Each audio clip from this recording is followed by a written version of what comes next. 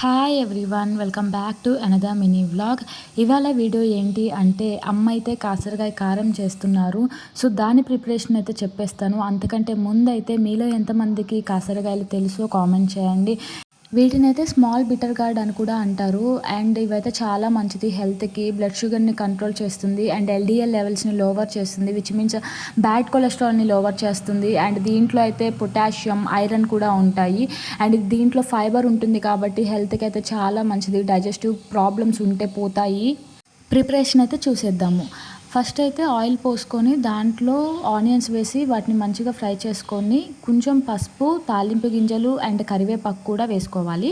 And తర్వాత వచ్చేసి కాసరకాయలని కూడా వేసుకుని వాటిని మంచిగా 2-3 మినిట్స్ మగ్గించుకొని ఫ్రై చేసుకోవాలి. అండ్ తర్వాత వచ్చేసి ఒక మిక్సీ జార్లో ఎల్లిపాయలు, సాల్ట్, కారం వేసేసి ఎల్లిపాయ కారం అయితే ప్రిపేర్ చేసుకున్నాము.